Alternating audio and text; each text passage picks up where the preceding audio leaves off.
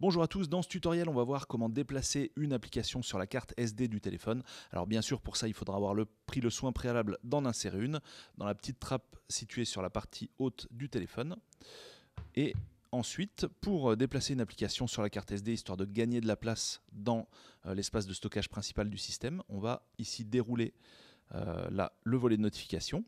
Puis on va ici cliquer sur le petit engrenage qui symbolise le menu des options. Une fois qu'on est dans le menu des options, on va cliquer ici sur Applications. Puis ici, on va cliquer sur Gestionnaire d'applications. Alors dans le gestionnaire d'applications, par exemple, on va en choisir une au hasard, typiquement Akinator, et on va essayer de déplacer cette application. Alors pour ça, on va cliquer sur Stockage. Ensuite, ici sur Modifier dans cette rubrique. Et là, dans le cas de cette application, on nous propose le choix, soit dans la mémoire de l'appareil, soit dans une mémoire qui ici, ma carte SD s'appelle Android. Donc je pourrais choisir ici de stocker l'application dans cet emplacement. Donc là pour ça, on va cliquer sur Déplacer. Et là évidemment, il y a un petit temps d'attente qui sera fonction du volume occupé par l'application en mémoire. Et une fois que tout est terminé, eh bien l'application a été déplacée vers la carte SD, donc depuis la mémoire interne du téléphone vers la carte SD.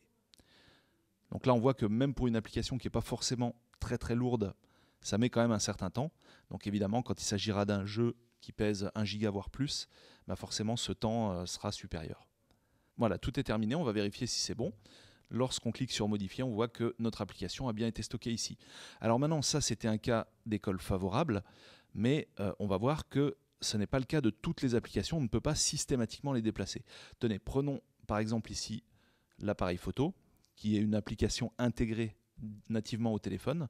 Lorsque je clique sur stockage, ici, on ne me propose pas de modifier son répertoire d'installation. Là, il n'y a pas le choix, je ne pourrais pas déplacer cette application. Alors, autre exemple. Alors, ce n'est pas forcément uniquement le cas avec les applications intégrées, l'impossibilité de la déplacer sur la SD. On va essayer par exemple avec Chrome pour voir ce que ça donne. On voit qu'avec Chrome, on ne me propose pas non plus de déplacer l'application comme ce qu'on avait avec Akinator tout à l'heure.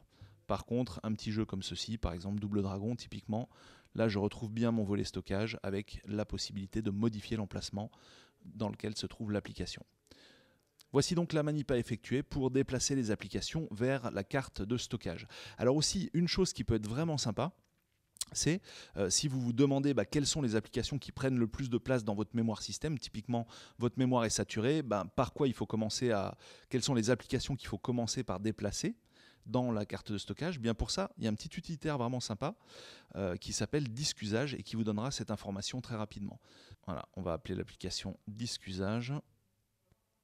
Voilà.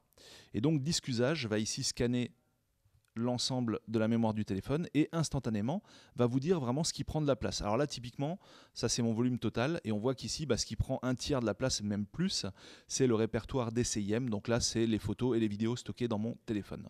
Mais on voit également que ici dans Android on a ici quelque chose qui prend pas mal de place, qui prend 2 gigas, et lorsqu'on regarde, on voit qu'il s'agit de l'application Navigon, vous voyez, c'est marqué là. Il s'agit d'une application GPS qui stocke l'ensemble des cartes, dans notre cas ici dans la mémoire système. Mais on voit que j'ai également ici une application audio qui prend pas mal de place, 677 mégaoctets, c'est DS Audio. Donc là pareil, l'application stocke en cache pas mal de musiques qui ont été écoutées par son biais. Et donc c'est quelque chose aussi qui pourrait être intéressant de déplacer sur la carte SD si on a la possibilité de le faire, bien sûr.